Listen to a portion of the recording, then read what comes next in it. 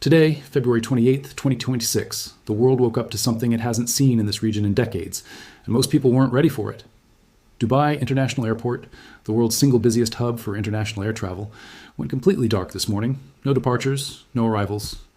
Emirates, Fly Dubai, Etihad, Qatar Airways, all grounded simultaneously, not by weather, not by a system failure, by Iranian ballistic missiles targeting U.S. military installations across the Gulf, triggering a regional airspace shutdown nobody planned for. Explosions rattled the beaches of Dubai. Smoke rose over Abu Dhabi. Emergency sirens cut through Bahrain's capital Manama as blasts shook the streets. In Doha, journalists on the ground counted at least a dozen loud detonations within a few hours. Some were intercepts, some were impacts. And somewhere in the Persian Gulf, the headquarters of the U.S. Navy's Fifth Fleet took a direct strike confirmed by Bahrain's government. Iran's missiles hit a service center connected to the Fifth Fleet in Manama. Bahrain's National Communications Center confirmed it officially in a short statement. That is how fast this escalated. One day ago, a mediator was saying peace was within reach, and today a U.S. Naval Command Center is smoking. Let me be precise about what actually happened and when, because the sequence of events in the last 24 hours matters more than any single detail here. At approximately 2:30 in the morning Washington time, President Trump posted an 8-minute video on Truth Social. Not a press conference, not a formal briefing. He announced that the United States had begun what he called major combat operations against Iran, targeting its missile production, its navy, and its nuclear infrastructure. The Pentagon published one social media post, a single American flag emoji and 4 words, Operation Epic Fury. That's the first the world heard the mission named officially. Simultaneously, Israel launched its own parallel operation, which the IDF named Roaring Lion, with dozens of F-35s and F-15s hitting targets across the entire country. Cities struck included Tehran, Isfahan, Qom, Karaj, and Kermanshah.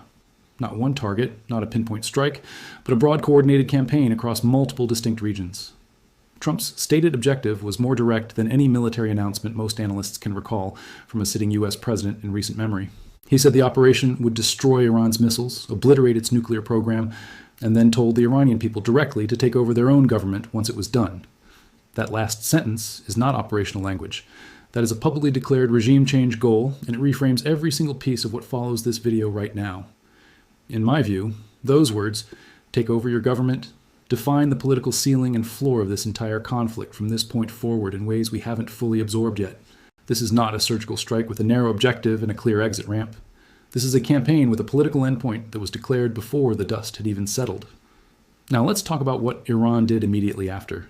Because Tehran's response was not delayed, not measured, and not limited to a symbolic retaliatory gesture. Iran launched dozens of ballistic missiles simultaneously across the Gulf, targeting U.S. military assets in Qatar, Kuwait, Bahrain, UAE, Jordan, Syria, and Saudi Arabia at once.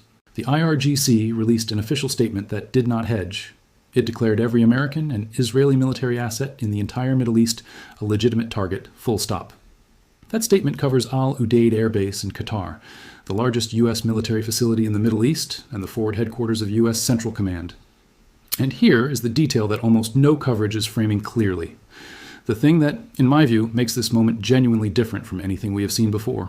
24 hours ago, on February 27th, Oman's Foreign Minister Badr al-Busaidi announced a genuine breakthrough in nuclear talks between Washington and Tehran in Geneva. He said Iran had agreed to never stockpile enriched uranium, to full verification by the IAEA, and to irreversibly downgrade its existing stockpile to the lowest level possible.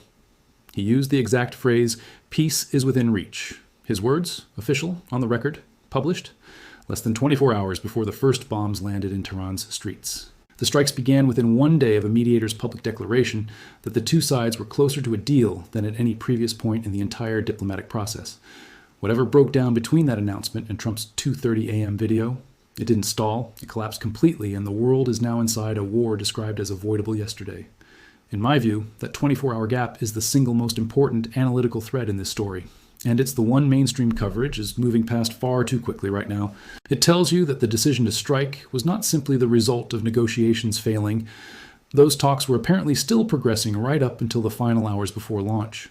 Something changed, or something was decided, in those last hours that we don't yet have full visibility into, and that gap will matter enormously as this conflict continues to develop. What we know from Reuters is that Trump received intelligence briefings, before authorizing the operation that included explicit, direct warnings about the risk of significant U.S. casualties. Those same briefings also described the potential upside, what officials characterized to the president as a possible generational shift in the Middle East in favor of U.S. interests. High risk, high reward, that was the framework, and the president made his decision in the early hours of Saturday morning, February 28th, 2026, and now the region is on fire. Now let's look at the hardware the U.S. and Israel deployed, because the scale matters for understanding what kind of operation this actually is. Not a strike, but a full campaign. 2 carrier strike groups were already pre-positioned. The USS Abraham Lincoln had been holding in the Arabian Sea since late January, fully armed and operationally ready. The USS Gerald R. Ford crossed the Strait of Gibraltar on February 20th and had been moving east ever since, joining what became the largest U.S. naval concentration in this region since 2003. B-2 stealth bombers were pre-positioned at Diego Garcia weeks in advance, and F-22 Raptors were forward deployed to a southern Israeli airbase by February 24th, 4 days ago. More than 50 fighter jets, F-16s, F-22s, and F-35s were moved into the region in a single coordinated transfer that flight analysts tracked in real time on public data feeds. Satellite imagery of Muwafaq Salti Air Base in Jordan showed every single designated parking space for tactical aircraft completely filled, and that was only what commercial satellites could see. The buildup was months in the making, methodical, entirely visible, and Iran tracked every piece of it, read every public report, watched every carrier movement through satellite data. Tehran's response to that visible, multi-week, satellite-tracked buildup was not to reduce its profile or signal any willingness to stand down at the last moment before launch. Iran fired back immediately across 7 countries at once and officially put every U.S. base in the entire region on notice as a target, all before the first day of the conflict ended. That choice, to respond broadly and publicly rather than absorb the first blow and wait, is the signal every government and military planner in the world is reading right now. It tells you something specific about how Tehran has decided to frame this conflict and what that framing means for how the next 48, 72, and 96 hours are going to develop from here. Before we go deeper, drop a comment right now. Do you think there's still a diplomatic exit from this? Or did that window close permanently at 2:30 this morning? If this kind of real-time layered analysis is why you're here, hit the like button. It helps more people find this when it matters most, and it tells me to keep going deeper on this story. Because what comes next is the layer most coverage is not explaining, what Iran actually has positioned in the water, and why the architecture Tehran built over 2 decades was designed for exactly this moment. Here's something almost no mainstream outlet is saying clearly right now, even as Operation Epic Fury enters its 2nd day. Iran does not need to sink a single American warship to fundamentally change the outcome of what is now unfolding across the region. It does not need to shoot down an F-22, intercept a B-2, or engage in any direct large-scale naval battle with the U.S. Navy at all. What Iran needs to accomplish is structurally simpler and far harder to neutralize than anything a carrier strike group can target from the air. It needs to make the Strait of Hormuz feel too costly to use, not just for the U.S. military, but for every commercial tanker on the planet. And to do that, Iran spent the last 2 decades quietly building something that most Western coverage ignores almost entirely in favor of the fast boat footage. Let's go directly to what is actually in the water right now, because that is where Iran's most strategically significant assets are positioned today. Iran's submarine fleet is built around 3 distinct classes, each designed for a completely different role, and together they cover every depth, every approach, every lane. The 3 Russian-built Kilo-class submarines, known in Iran as the Tariq class, are the most capable boats in the fleet by any conventional measurement. Each is 74 meters long, carries 18 torpedoes, and can swap that payload for naval mines without any modification, making them dual-role assets at the deepest layer of this architecture. The Kilo earned its nickname, Black Hole, from Soviet-era NATO analysts who found its diesel-electric propulsion nearly impossible to detect against background ocean noise. Its stealth works best below 150 feet, and most of the Persian Gulf runs shallower than that, which pushes the Kilos into the Gulf of Oman, extending the threat zone beyond the strait itself. That is precisely where U.S. carrier strike groups must transit before reaching their operational area. The Kilo does not need to enter the strait to force every American planner to account for it.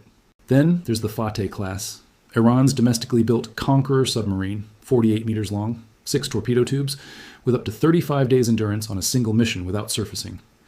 That endurance means a Fateh can deploy, go silent, and stay hidden long enough that tracking it becomes a continuous drain on U.S. anti-submarine resources every single day of this conflict.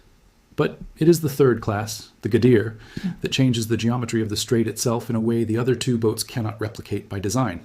The Gadir is a midget submarine, 29 meters long, 120-ton surfaced, crew of 7, and by every conventional naval metric, it is not a threatening vessel on paper. In the Gulf of Oman, or open ocean, that assessment would be accurate.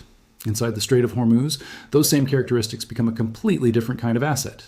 Here is why. The usable shipping channels through the strait's narrowest point measure roughly 2 miles wide in each direction.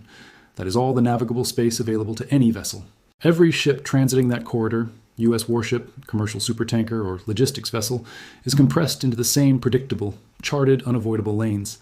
There is no alternate path through the strait. There is no meaningful deviation from those lanes. The geography simply does not offer one. A Gadir operating near the Iranian coastline in those 2-mile channels does not need to hunt its target the way a blue water submarine would in open ocean. It needs to rest on the seabed, which the Gadir is specifically designed to do, and wait for the target to arrive at a position calculated with complete geographic precision in advance. Defense Security Asia reported in January 2026 that the Gadir's small size allows it to exploit high ambient noise levels and evade sonar systems optimized for deeper waters, exactly the conditions inside the strait. Iran currently operates more than 20 Gadir-class submarines according to open-source defense assessments, and their base at Bandar Abbas sits directly on the Strait of Hormuz itself. That proximity means deployment time from base to operational position inside the strait is measured in hours, not days, which compresses any pre-conflict warning window dramatically. And Iran's doctrine does not require any single Gadir to succeed. The doctrine requires enough of them to force a change in how U.S. commanders have to operate in that geography. Army Recognition's 2026 assessment describes this as a deliberate magazine drain fight, not designed to win battles, but to bleed U.S. interceptor inventories until the political math in Washington changes. Now, let's talk about the weapon that is cheaper than any submarine, harder to counter than any missile, and arguably more dangerous than anything else in Iran's arsenal right now. Open source and intelligence-linked estimates place Iran's naval mine stockpile at between 5,000 and 6,000 weapons, a number that has grown since 2019, despite years of international sanctions. That stockpile includes the Chinese-manufactured EM-52 Rising mine, a rocket-propelled system designed specifically to attack the underside of large vessels from below. Naval architects have long identified the keel and lower hull as the most structurally vulnerable points on any surface warship, including aircraft carriers, and the EM-52 targets exactly that point. The strait's shallow lanes create near-ideal geometry for this weapon. The water depth forces large vessels into predictable positions directly above any seabed-deployed mines. But here is the critical insight that reframes how you understand every other weapon in Iran's arsenal. And it has nothing to do with detonating a single mine. You do not need to detonate a mine to win the economic dimension of this conflict. The credible threat of mines is sufficient on its own to freeze global oil markets within hours. The moment confirmed intelligence emerges that Iran has begun loading mines onto fast boats, maritime insurance underwriters pull coverage. Not in days, but in hours. That is how those markets work. No coverage means no tanker captain transits the strait, regardless of what any government says or what military escorts are available in the region. The liability exposure is simply too large. No transit means no oil flow. 20 million barrels a day stops moving without Iran firing a single weapon or committing a single act that gives Washington a clean legal trigger for escalation. This is not theoretical. During the June 2025 Israel-Iran conflict, U.S. intelligence detected Iran loading mines onto naval vessels, reported by the Jerusalem Post and Times of Israel citing U.S. officials. Iran did not ultimately deploy them, but that unconfirmed, never-executed threat alone moved Brent crude from $69 to $74 in a single trading session, according to EIA market data. $5 per barrel from a threat that never materialized and was never publicly confirmed. The conflict is now active and confirmed. Think carefully about what that does to the same number today. Now add the layer that this week's exercise introduced explicitly, and that most analysis is not examining with enough attention given what Operation Epic Fury has now set in motion. The IRGC Navy deployed armed drones capable of engaging both air and sea targets from 3 strategic islands, Abu Musa, Greater Tunb, and Lesser Tunb, sitting in the middle of the strait. Iran has controlled those islands since 1971. Their position inside the strait means drone swarms launched from those platforms do not require meaningful range to reach U.S. vessels. They are already inside the engagement zone before launch. The flight time to a target in the shipping lane is minutes, not the extended window that gives defensive systems their advantage.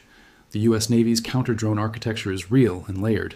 CIWS systems, rolling airframe missiles, and directed energy weapons being tested on select surface combatants right now.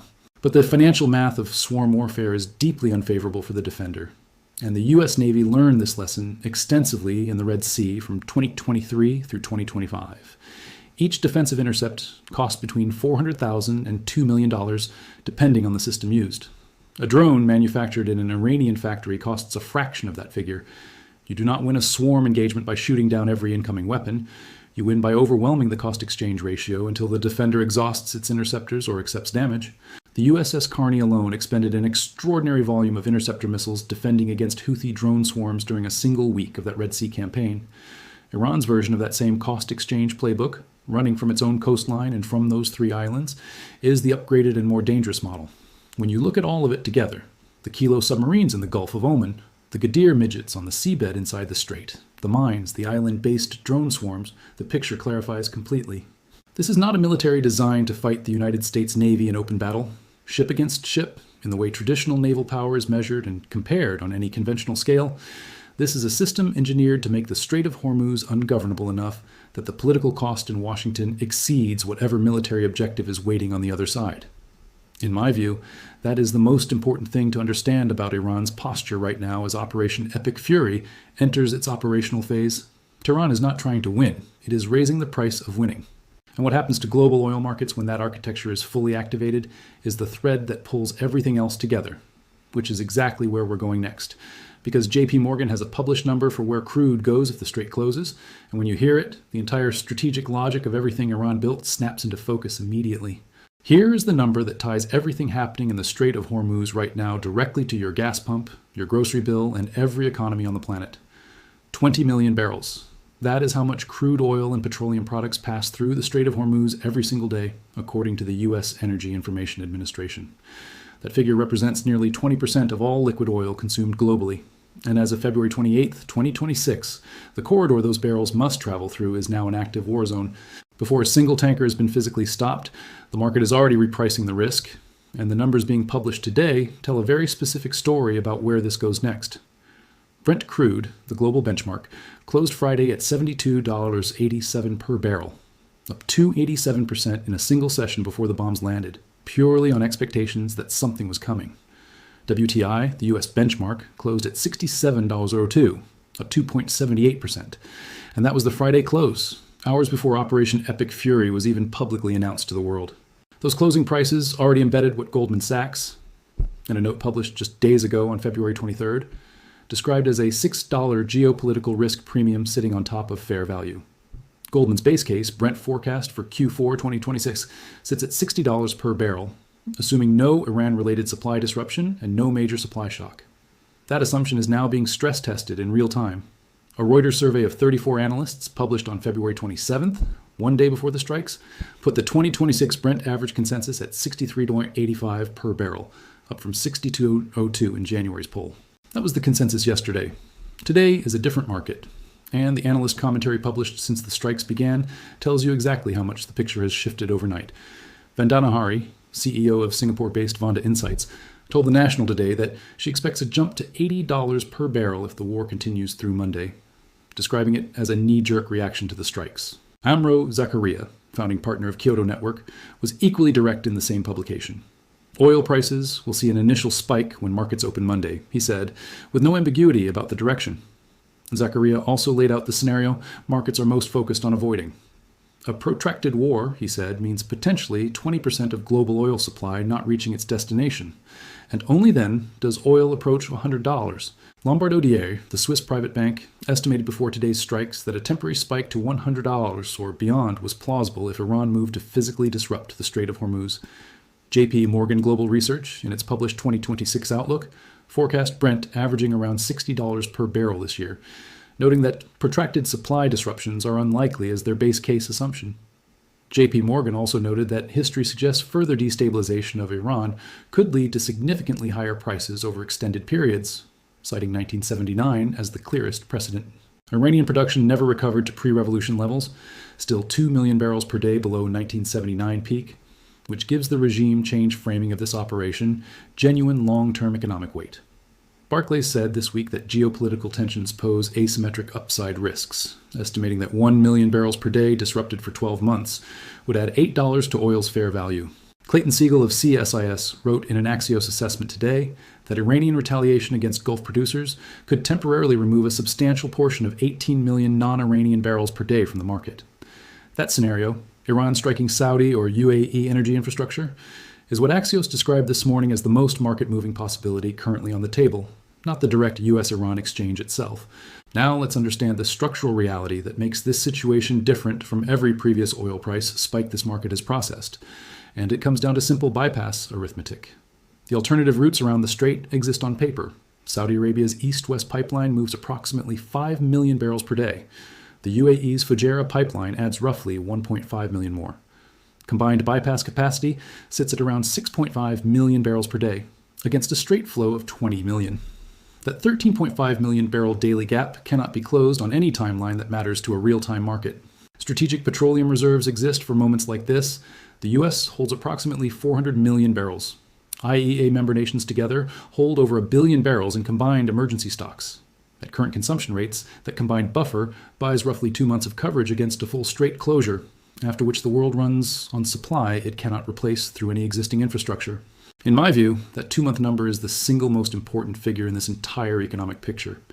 It defines the actual window every government on Earth has before the supply arithmetic changes permanently. Now here is the political tension at the heart of Operation Epic Fury that deserves direct attention, because Washington is not operating in a simple environment on the energy side of this equation. WTI closed Friday at $67.02, above the $55 to $65 break-even range for most U.S. shale producers, but not by a margin wide enough to absorb a major, sustained supply disruption comfortably. Axios noted this morning that the strikes come at a moment of ample global supply and modest demand growth. Goldman's 2026 surplus forecast sits at 2.3 million barrels per day, providing genuine near-term cushion. Robin Mills of Qamar Energy told The National that Saudi Arabia and the UAE were already boosting output, enough to more than replace Iranian exports, as long as Gulf infrastructure itself stays intact. That last clause, as long as there are no Gulf-wide disruptions, is the critical conditional hanging over every optimistic scenario currently being published. Amina Bakr, head of Middle East energy research at Kepler, put the longer-term scenario plainly today. The strikes this summer were clearly limited, she told The National, but this time we may see a different scenario. She described the likely outcome as higher prices holding a large geopolitical premium until the conflict stops, and specifically until the market no longer sees a major risk of supply outage from the Gulf region. That geopolitical premium, Bakr said, is the key variable. It holds as long as the conflict holds, and it evaporates only when the market has genuine confidence that Gulf infrastructure is no longer in the crosshairs. Put it all together, Goldman's $60 base case, Reuters consensus at $63.85, Fonda Insights at $80, Monday knee-jerk, Lombardo Dier at $100 if the strait is disrupted. This is a range, not a single outcome. Short and contained means $80 and a pullback. Protracted without strait closure means a geopolitical premium holding above $90. Full strait disruption means the conversation changes completely and quickly. And sitting at the center of which scenario actually unfolds is a country with more direct economic skin in this outcome than almost any other on the planet. And that country is not the United States. China imports roughly 25% of its total oil through the Strait of Hormuz, according to Euronews, and the lion's share of Iranian exports, as Amina Bakr told The National today, goes directly to Chinese refineries. Beijing is not a neutral observer. It holds direct financial exposure to every scenario on that list, and simultaneously has military assets physically present near the strait at this exact moment.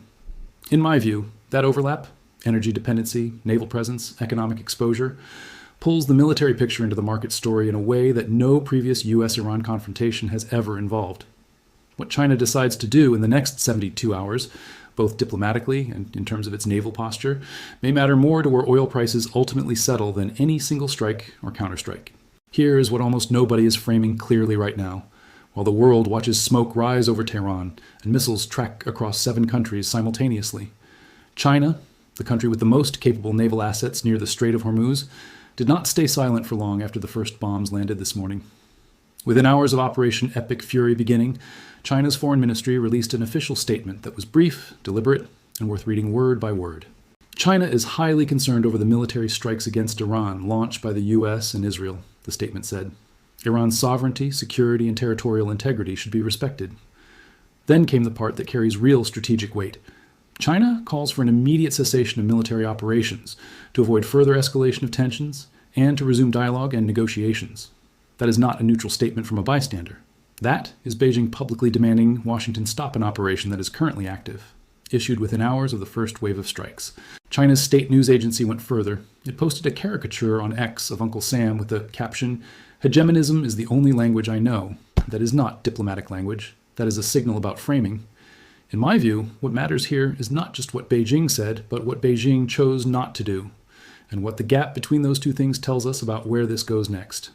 China has military assets physically present in waters adjacent to the strait. It has the most direct economic exposure of any country on Earth to a disruption of that corridor. And yet, Beijing's response was a diplomatic statement and a social media post. Not a change in naval posture, not an escalation of force, not a red line drawn with teeth behind it. That restraint is itself a strategic choice, and it is the choice that every analyst in Washington, Brussels, and Tokyo is trying to read correctly right now. Russia's response was sharper in language, but similarly constrained in action. And the framing of that response is analytically significant in ways the headlines are missing. Russia's foreign ministry called the strikes a pre-planned and unprovoked act of armed aggression against a sovereign and independent UN member state. The statement confirmed by AP and military.com today. The Russian Foreign Ministry accused Washington and Tel Aviv of hiding behind nuclear concerns while pursuing regime change, and warned of a humanitarian, economic, and potentially radiological catastrophe. That phrase, potentially radiological, is a precise and deliberate word choice. It points directly to the nuclear facilities among the confirmed strike targets today. Both Russia and China signed strategic partnership agreements with Iran, Russia's as recently as 2025. Both condemned the strikes in official statements within hours. Neither moved its military assets. The House of Commons Library Research Brief published today makes this explicit.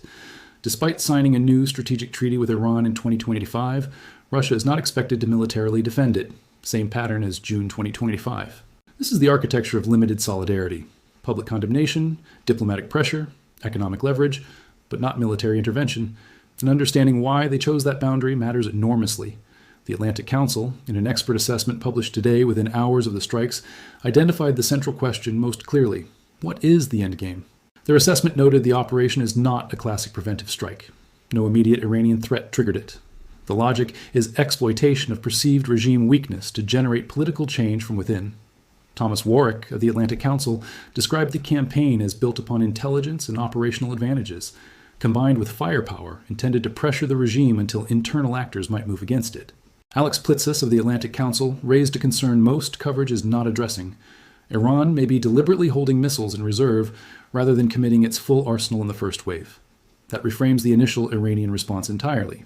Dozens of ballistic missiles across 7 countries, Qatar, Kuwait, Bahrain, UAE, Jordan, Syria, Saudi Arabia, may not be Tehran's full intended retaliation. In my view, the most strategically significant unknown right now is not what Iran has already done. It is what Iran is choosing to hold back, and when Tehran decides to use it. C. Anthony Pfaff, also from the Atlantic Council, offered the most measured note of the day. Previous strikes have followed a pattern toward de-escalation once the initial exchange is completed. That pattern held after June 2025's strikes. Whether it holds now depends on a variable that didn't exist in June, the explicit regime change language from Washington that is now part of the public record. A government that has been told publicly it will be toppled has a fundamentally different set of incentives than a government that was hit with a limited strike and given an implicit off-ramp. That is not a political observation. That is a strategic calculation that every military planner on both sides is running right now, and it shapes everything that follows. Now let's talk about the UN dimension, because it is happening right now, and it matters in ways that go beyond diplomatic ritual. The UN Security Council scheduled an emergency meeting today in response to the strikes, confirmed by the Associated Press and multiple outlets this afternoon. That meeting puts 3 permanent UN Security Council members in the room simultaneously. The US, which launched the operation, Russia, which called it aggression, and China, which demanded an immediate stop. The structural reality of the Security Council means no binding resolution can pass that the US vetoes, and the US will veto any resolution demanding its stop. That is not in question. What the meeting provides is a formal stage for Beijing and Moscow to shape how this conflict is framed globally, and that framing carries real consequences for sanctions and economic architecture going forward. Britain, France, and Germany issued a careful joint position. They did not condemn the US strikes directly, but called for resumed nuclear negotiations and condemned Iranian missile strikes against Gulf states. Germany's government said it was given notice only on Saturday morning, hours before the operation began, which confirms that even close allies were not full partners in the decision. Norway's foreign minister told NRK that the failure of negotiations means a new, extensive war in the Middle East is now underway, a diplomat's measured way of saying the prevention window has closed. Pakistan's foreign minister Ishaq Dar condemned the strikes and demanded immediate halt to escalation. Notable because Pakistan is a nuclear-armed state with direct geographic and strategic exposure to this conflict. The most unexpected voice of the day, the one most coverage is treating as a footnote, but which carries real strategic weight, came from Kyiv. Ukrainian President Volodymyr Zelensky publicly supported the U.S. strikes, calling Iran an accomplice of Putin for supplying Shahed drones used against Ukrainian civilians. Over 57,000 of them, his statement said. Zelensky said it is fair to give the Iranian people a chance to rid themselves of a terrorist regime, aligning directly with Trump's framing and linking the Ukraine theater to the Iran operation explicitly. In my view, that statement is the most analytically underweighted development of the day, connecting the Middle East, Eastern Europe, and the Pacific into a single visible strategic narrative. When you step back from the immediate events of February 28th and look at the full picture that has assembled in a single day, what emerges is not just a military operation, it is a realignment. Washington and Jerusalem on one side, moving together with full coordination against a target that both see as simultaneously weakened and still capable of meaningful retaliation. Moscow and Beijing publicly opposed, loudly in language, cautiously in action, constrained by their own economic exposure to a conflict they did not start and cannot fully control. Europe divided, not condemning Washington directly, but not endorsing the operation either, calling for diplomacy while bolstering defensive capabilities for their citizens in the region. And Iran itself, absorbing strikes across its entire territory, retaliating across 7 countries simultaneously, with an unknown reserve of missiles and drones that has not yet been fully committed. The central question everyone is actually asking right now is not whether the U.S. can prosecute this campaign. Every analyst agrees it can. The real question is what replaces the Iranian government and whether what follows stabilizes the region or fractures it further and faster. That is the question the Atlantic Council raised today, the one Norway is losing sleep over, and the one Beijing and Moscow are watching closely, each positioning to be indispensable to whatever answer emerges. Whatever comes next, a prolonged campaign, a negotiated pause, an Iranian political rupture, or something no model anticipated, the world that existed on February 27th is not the world we are living in today. The full consequences are still being written in the air over Tehran, in the water of the Strait, and in every market that opens Sunday evening without a clear answer to what comes next. If this analysis gave you a clearer picture of what is actually unfolding and why it matters, drop a comment below. Where do you think this goes from here? Does the regime hold? Does it fracture? Or does this settle into something nobody has modeled yet? And if this channel is where you come when the world shifts, subscribe. Because the story that started today is going to keep developing fast. And the next piece of this picture could land before the week is out.